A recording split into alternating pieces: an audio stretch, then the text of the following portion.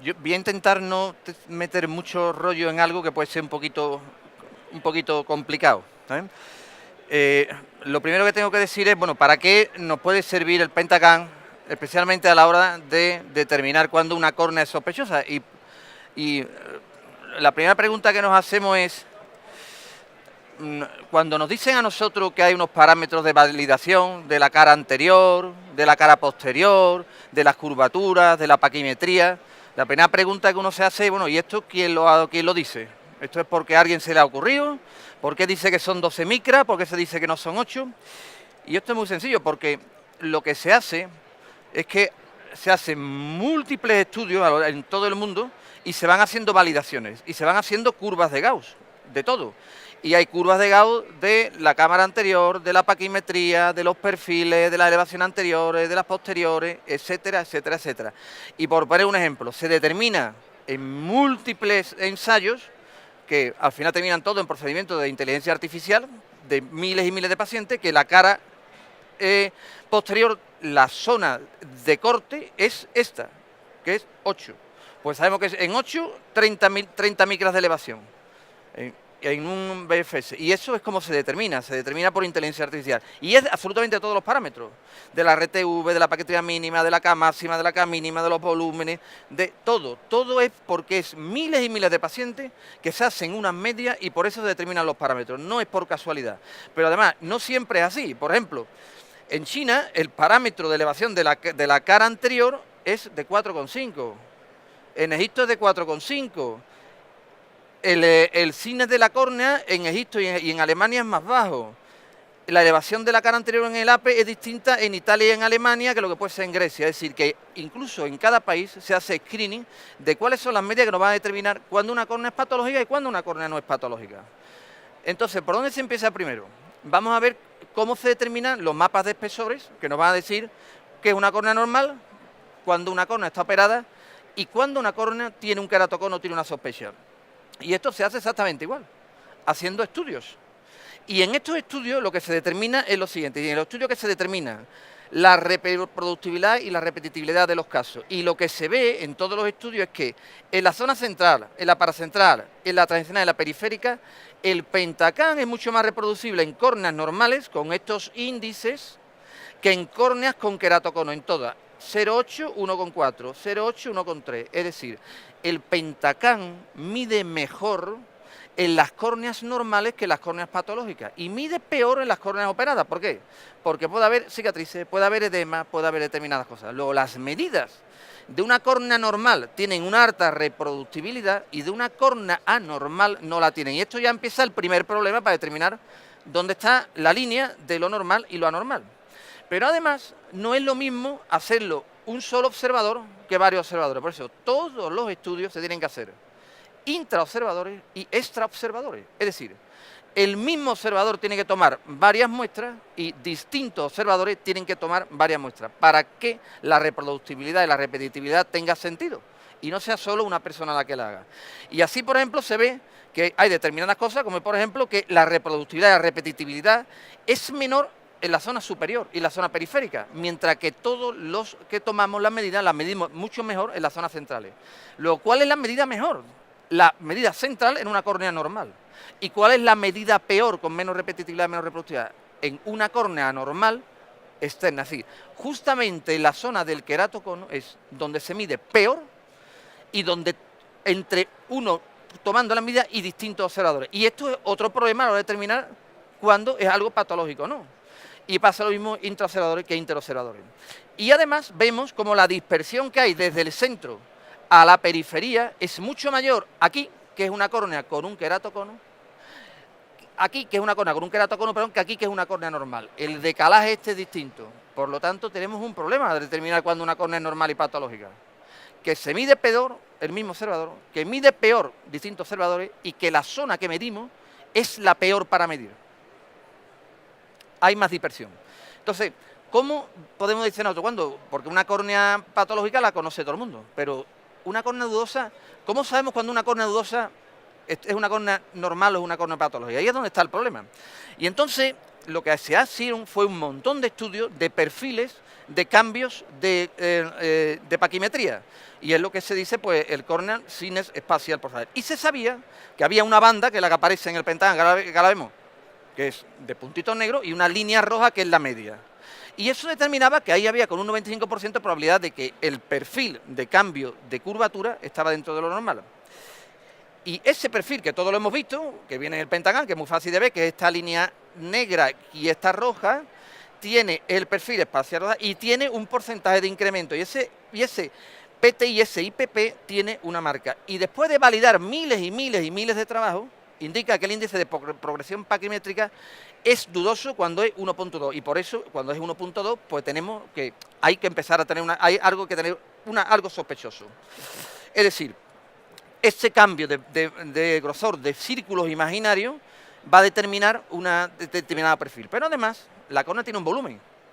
Y los volúmenes también nos van a determinar si una córnea es normal o es patológica. No solamente la paquimetría, sino el volumen total de la córnea. Y sabemos que los ojos normales, cuando hacemos el Corneal Sinus Spatial Profile, que es la línea roja, los cambios son más homogéneos. Por lo tanto, un cambio homogéneo de una córnea normal.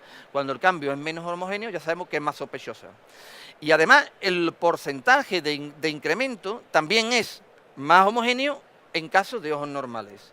Y además, los volúmenes de distribución los ojos normales tienen más volúmenes. Y además, hay mayor en los ojos patológicos en determinados diámetros. Es decir, hay perfiles que nos van a determinar cuando uno es patológico o no. Y esos perfiles nos los van marcando. Por lo tanto, ya no solo vamos a medir la paquimetría, que nos cuesta trabajo medir, sobre todo en la zona del queratocono, por lo que hemos dicho, porque hay más dispersión de medidas, sino que nos vamos a medir también los volúmenes. ¿Para qué? Para esa córnea dudosa tener un dato más. Y entonces, ¿qué vemos nosotros? Vemos que en córneas sospechosas, como es por ejemplo esta, que es un queratocono, el PPI es alto, mientras que en un queratocono está bajo. Es decir, un queratocono tiene 0,58 y uno normal tiene 0,58 y un queratocono 0,94. En todos, en la media, en el mínimo y en el máximo. Es decir, cuando tenemos un PPI alto, vamos a tener una sospecha de queratocono. Es más, si está por encima de 1.2 ya sabemos que es malo. Pero además, también sabemos que precisamente el ART de Ambrosio, es decir, el Rational Sign de Ambrosio es al revés. Es decir, en córneas normales está bajo. Y son otra forma de entender esto. Es decir, tenemos la paquimetría, tenemos los volúmenes y tenemos los perfiles. Pero además tenemos las elevaciones de la cara anterior y posterior. Bueno, ¿y por qué? Cuando nosotros tenemos esto, ¿por qué sabemos que esto funciona? Pues ¿por qué? Pues porque se han tomado miles y miles de medidas y vemos que cuando una persona se opera de cirugía, la cara posterior se eleva aproximadamente una media de 11 micras. Y si lo volvemos a operar, más todavía, 16 micras. Es decir, la cara posterior se va a elevar después de una cirugía refractiva, siempre. ¿Y por qué se va a elevar? Pues una cosa muy sencilla. Cuando tú haces una cirugía refractiva, una córnea oblata la pones, una prolata la pones oblata. La córnea posterior tiende a compensar, al estar la parte anterior de la córnea débil, cambiando a prolata, es decir, la medida compensatoria de una córnea anterior hacia la oblacidad es que la córnea posterior haga el giro contrario hacia la prolacidad. Y lo que hace un ojo después de operarse es que la cara anterior se aplana y para compensar la cara posterior se eleva. Eso es lo que hace que se eleve siempre la cara posterior en una persona que se opera de refractiva. Y si lo volvemos a operar, se eleva más.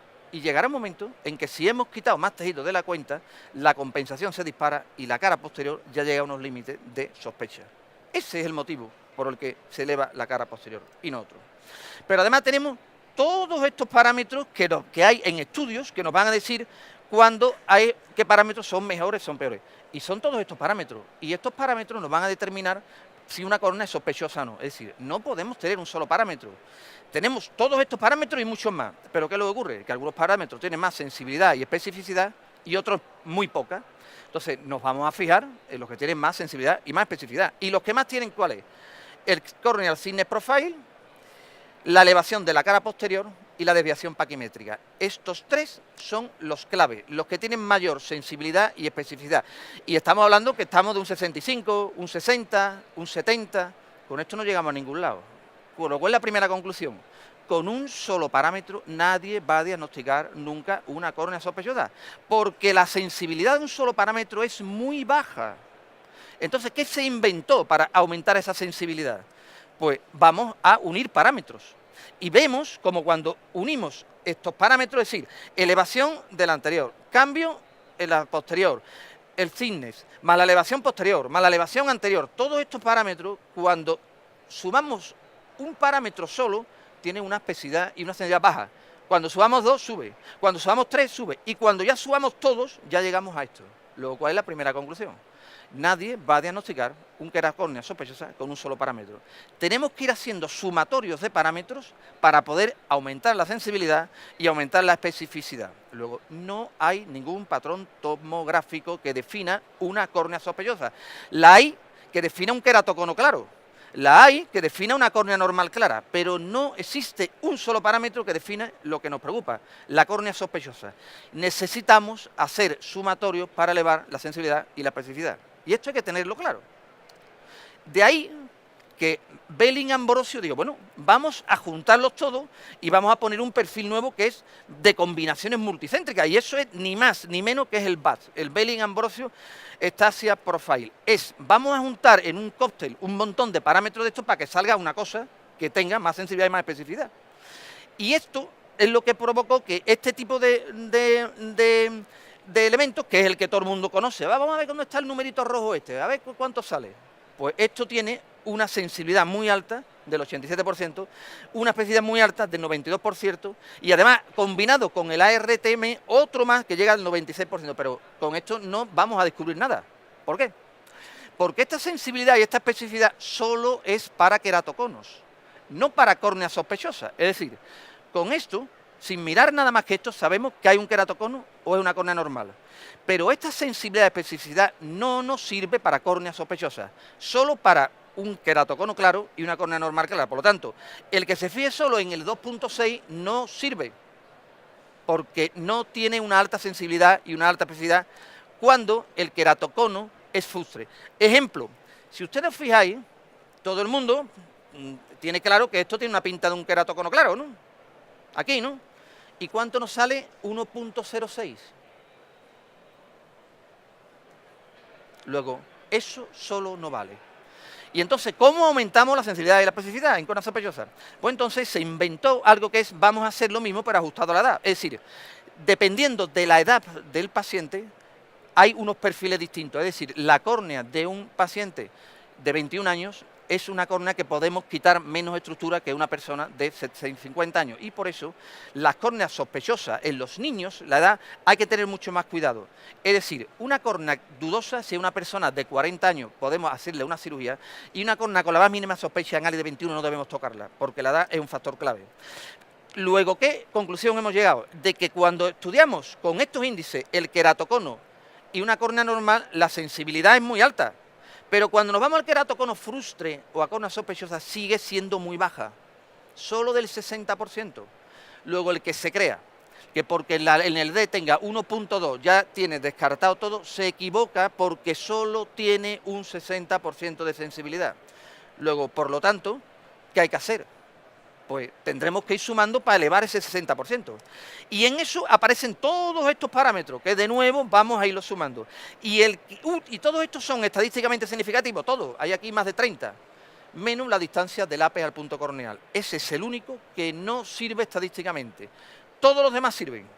Y entonces, ¿cómo vamos a hacerlo? Pues vamos a seguir sumando. Y entonces tenemos que tener en cuenta el D, que es el más importante en cuanto a sensibilidad, especificidad.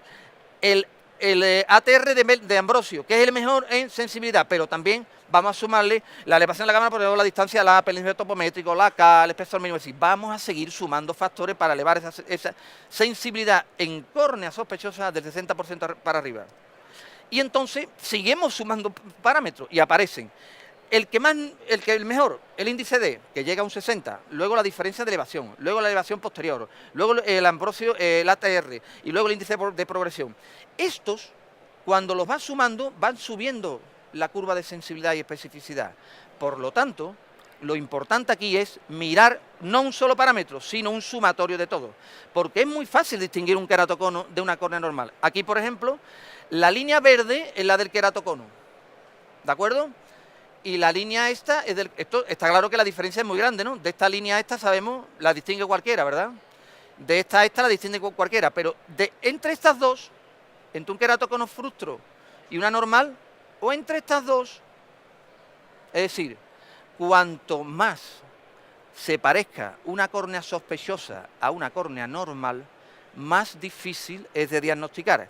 Y solamente existen algunos factores que lo diferencian, que son, el primero, el índice D, la diferenciación de la posterior, el RTM, la máxima y la PPI mínima y la PPI máxima. Y sigo insistiendo, a pesar de todo esto, no se llega a más del 60% de sensibilidad. Luego, entonces, ¿qué vamos a hacer? Pues hay que tener una visión global de todo, porque si no se tiene una visión global, no se llega a ningún lado. Luego, ahora mismo, con los parámetros que tenemos, con uno solo se llega al 60% y si subamos todo, podemos ir arreglando poquito a poco, poquito a poco, poquito a poco, poquito a poco. Pero ¿qué es lo que pasa? Que nos hemos fijado solo en el aspecto de la córnea, pero no en la estructura de la córnea. Y el cambio que viene ahora es cuando linquemos cómo es una córnea y de qué está hecha. Porque es distinto. Yo puedo tener un paquete de folio de 100 folios y tener un paquete de 25 folios plastificados. Y es distinta la biomecánica de uno y otro. Es decir, ya no solo nos interesa la forma, que es lo que estudia la tomografía, nos interesa de qué está hecha la córnea, si está más rígida o menos rígida. Y aquí es cuando viene la parte más interesante que Joaquín Fernández ha explicado esta mañana y va a volver a explicar, que es cuando nosotros unimos los perfiles de biomecánica con elasticidad. Y se hizo un estudio, primero se hizo un estudio con el Transient Steel coeficiente, que lo que marca es lo que es una línea de presión contra presión y una línea de energía absorbida en medio. Y con esto, con el coeficiente de rigidez y con el área absorbida, que son parámetros que tiene el Corbis, vamos a determinar también de qué está estructurada la córnea. Y se vio claramente una cosa, que es que estos dos parámetros en los queratoconos era estadísticamente muy significativo, absolutamente mucho más pequeño el ST y mucho más alta la absorción. Absolutamente, además con un índice de repetitividad tremendo. Por lo tanto, si tenemos una córnea sospechosa con todos los perfiles tomográficos negativos o dudosos, y además tenemos el Transient Steel coeficiente y el área absorbida, vamos a elevar por fin la sensibilidad y la especificidad de córnea sospechosa a cerca de un 90%. Y eso es lo interesante. Y además lo vamos a linkar por dos motivos, porque sabemos que todos estos coeficientes del Corbis están linkados a la paquimetría y además a la presión intraocular. Por lo tanto, lo que se pretende ahora es, una vez que sabemos la forma, saber el contenido. Y en el contenido son dos factores clave, la presión y la paquimetría. Y la elasticidad. Y eso es lo que nos va a integrar a través de mapas de presión de distintas presiones, que lo ha explicado Joaquín, yo no me voy a entretener mucho, las desviaciones estándar de elasticidad de la córnea, y lo más importante, la alta sensibilidad y especificidad cuando linkamos esto, que llega a un 99,7% y un 97,3%. Luego, entonces, ¿qué es realmente lo que queremos? Lo que queremos hacer es linkar la poca sensibilidad que tiene una tomografía con la alta especificidad que tiene un estudio de elasticidad de la córnea. Si lo juntamos los dos, es cuando vamos a llegar a altos índices de sensibilidad y especificidad en córneas sospechosas. Y este es el combinado que tiene el Pentacam asociado al Corbis, en la cual combinamos la tomografía con la biomecánica. Son una serie de parámetros que se linkan y aparecen unos perfiles de distribución, tanto del radio como la RT, como del cine parámetro, como de radio integrado. Se linka con los mapas paquimétricos y al final va a aparecer un CBI, que es un índice Corbis biomecánico, y un TBI, que es un tomográfico y biomecánico índice. ¿Por qué? Porque esta es lo que linka cómo es la forma de la córnea sospechosa y de qué está hecha. Si sabemos cómo es y de qué está hecha, entonces casi prácticamente tenemos un 90 y tantos por ciento de sensibilidad y de especificidad. Estos son algunos casos en los que se ve pues como córneas sospechosas pues, pueden tener un alto, un TBI y un T. Por lo tanto, lo más importante, no nos bastará ya solo con la tomografía, nos interesa la biomecánica para al final tener éxito. Y aquí vemos cómo ya hay estudios, ¿no?, de evaluación, como antes de la cirugía, cómo baja después de la cirugía, cómo son los perfiles de cambio en pacientes cuando se operan y no se operan, cómo cambia el cisne, cómo cambia según las diferentes ablaciones más profundas, menos profundas, o el corte, cómo cambia la elasticidad de la córnea, y al final lo que tenemos es la conclusión final. En córneas sospechosas no existe un solo parámetro, los parámetros de sensibilidad y especificidad, el máximo tiene un 60%, si lo vamos uniendo podemos llegar a un 60, un 70 como máximo, máximo un 73, y si no lo linkamos a la biomecánica no podemos llegar a diagnosticar una córnea sospechosa claramente. Y al final todo esto es por una sencilla razón, que vuelvo al inicio de la charla, no es porque a un tío se le ocurra, es porque son miles de estudios que llegan a una costelera de datos y a través de inteligencia artificial nos determinan los parámetros. Pues luego, esto es creíble, no es que a alguien se le ocurra que 5.000 que son porque yo quiero, no, es porque hay datos, porque esto se hace con datos. Gracias.